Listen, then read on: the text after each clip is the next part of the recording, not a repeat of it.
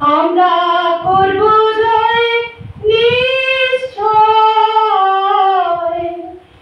আহা বুকের গভীরে আছে প্রত্যয়, আমরা করব জয় নিশ্চয়। উপস্থিত সকল গুণী মানুষদের আমার প্রণাম জানিয়ে, আমি মাইকের সামনে খুব একটা বলতে অভ্যস্ত নই, ঠিক আছে?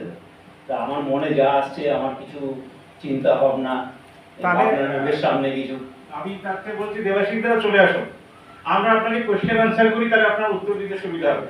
বলছি কিভাবে প্ল্যান করলেন খড়দা টু কন্যাকুমারী সাইকেলে যাবো? আপনি হয়তো আগেও গেছিলেন। আমি আগরপাড়া থেকে শুরু করেছিলাম। তো আমাদের যাত্রার একটা প্রধান উদ্দেশ্য ছিল, সেটা হলো একটা স্লোগান প্রচার, সেটা হলো save your child from Android addiction. তো বাচ্চাদেরকে এই মুহূর্তে মানে খুব কঠিন পরিস্থিতি, স্কুল থেকেও হোক বা অন্যান্য জায়গা থেকেও হোক, এমনভাবে মোবাইলের সাথে জুড়ে দেওয়া হচ্ছে, এইটার আমরা বিরোধিতা করেছি। যেমন বহু স্কুল পর্যন্ত বিভিন্ন নোটিশ, আমরা তো স্কুলে পড়াশোনা করেছি, আমরা স্কুলে পড়াশোনা করেছি, আমরা নোটিশ বোর্ড ফলো করেছি, সেইটা কেন এখনো চলবে না?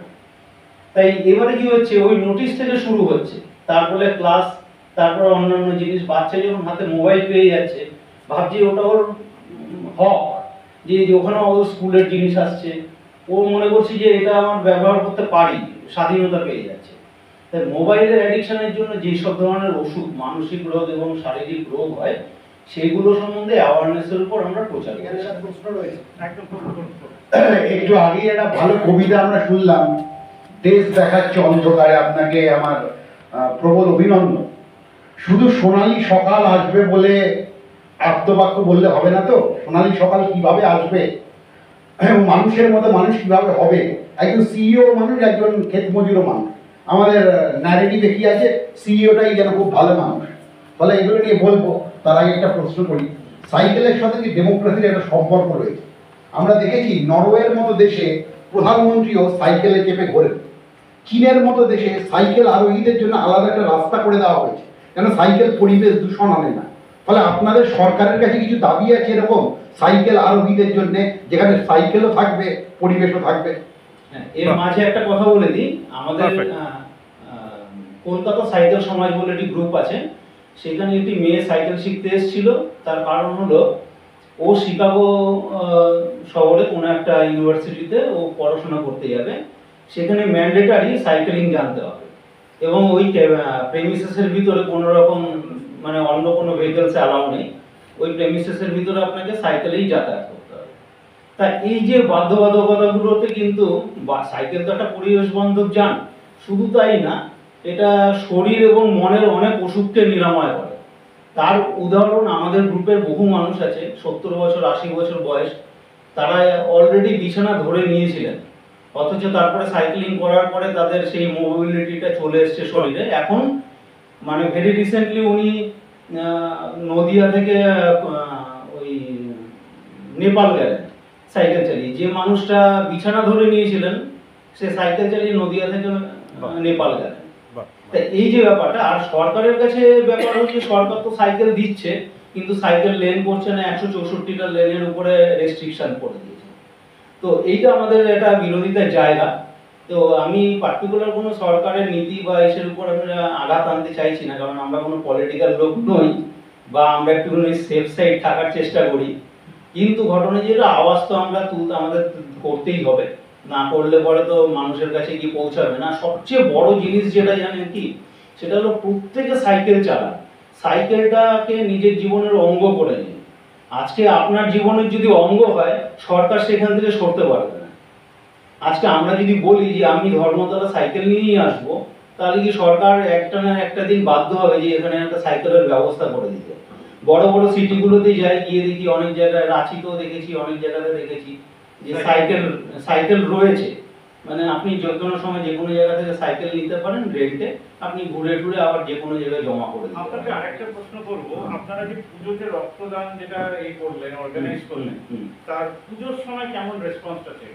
না, পুজোর সময় আমরা যেটা করেছিলাম, আমাদের একটা গ্রুপ আছে, যেটা হলো রক্ত বন্ধু বলে। সেখানে এই মুহূর্তে 225 জন লোকের কাছাকাছি মেম্বার আছে। তো আমরা এইটার প্রচার করেছিলাম মানুষ যেন রক্ত দেয় এবং রক্ত দেওয়াটা শরীরের জন্য খুব উপকারী। 80% মানুষ এখনো রক্ত দেয় না বা আরো বেশি হতে পারে, এবং তারা জানেই না যে রক্তটা দেওয়াটা কোনো ব্যাপার না, রক্তটা দিলে পরে তার শরীর খারাপ হবে না, রক্ত দেওয়াটা কোনো সাহসই পায় না। এই সাহসটা জোগাড় করবার জন্যই আমরা এই ক্যাম্পটা করেছিলাম।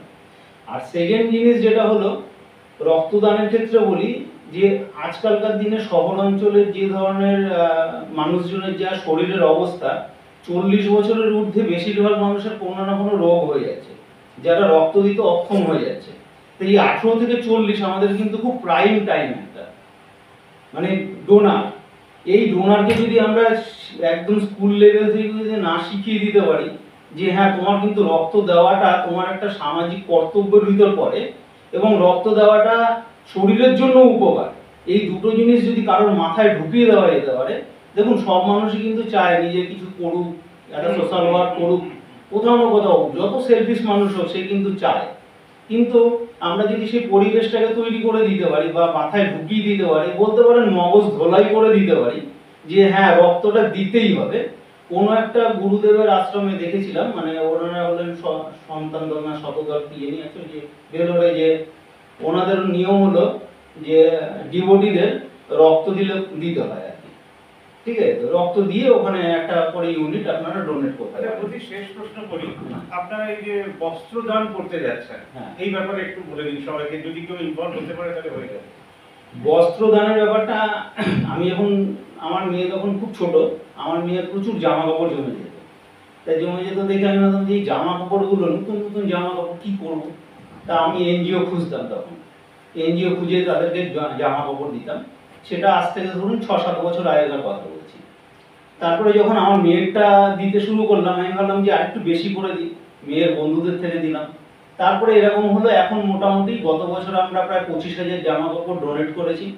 এবং এই বছর আমাদের পুরুলিয়াতে নেক্সট ফেব্রুয়ারি মাসে যাওয়ার কথা আছে। এবং আমরা যেটা করি সেটা হলো ইউজ জামা কাপড়টাই জোগাড় করি বেশি, এবং সেখান থেকে ভালো জামা কাপড় বেছে সেগুলোকে শর্টিং করে সুন্দর করে নিয়ে চলে যাই। এবার অনেকেই প্রশ্ন করে যে আপনারা ইউজ জামা কাপড় কেন করেন, নতুন জামা কাপড় কেন করেন না? আমরা নতুন জামা কাপড় করবার মতো, সবাইকে দেওয়ার মতো সামর্থ্য নেই, প্রথম কথা।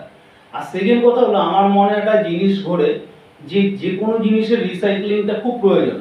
শহর কলকাতার ভিতর প্রচুর ফ্যামিলি আছে, এলিট ক্লাস ফ্যামিলি আছে যারা একবার দুবারের বেশি একটা জামা কাপড় ইউজ করেন না। আমরা ওই জামা কাপড়টাকে টার্গেট করেছি, এবং ওই জামা কাপড়টা একদম ভালো কন্ডিশনে থাকে। এবং মার্কেট মানে সমাজে যদি জামা কাপড় এইভাবে মানুষ, একজন মানুষের জামা কাপড় আরেকজন মানুষ যারা পরতে চান আর কি, তারা যদি করা হয় তাহলে দেখুন মার্কেটেও কিন্তু একটা প্রেশার কমবে জামা কাপড় কেনার উপরে।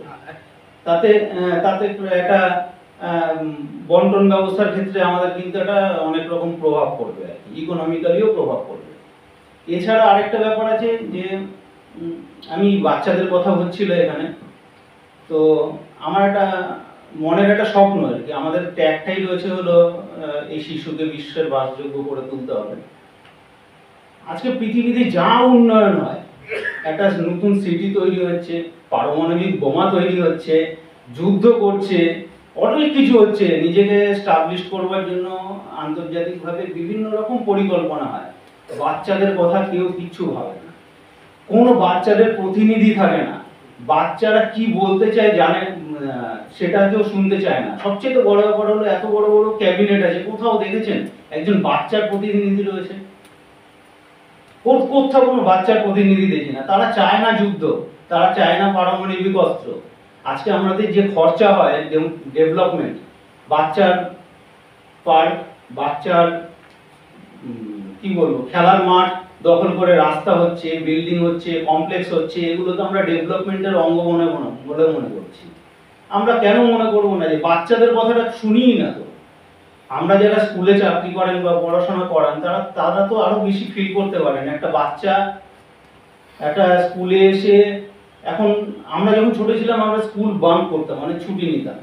এখন বাচ্চারা স্কুল বাঙ্ক করতে চায় না, কেন জানেন? ওইটুকুই অক্সিজেন পায়। দামি কথা। শহরের বাচ্চাদের অবস্থা খুব কঠিন, আমরা সব মাঠ ঘাট ভেঙে বড় বড় স্কুল বানাচ্ছি, এই করছি সেই করছি, কোনো স্কুলে ম্যানার্স শেখানো হয় না, কোনো স্কুলে কিন্তু বাচ্চাদের কথা শোনা হয় না যে বাচ্চা কি চায়, বাচ্চারা কি চায়, একটু বাচ্চাদের জন্য ভাবতে হবে।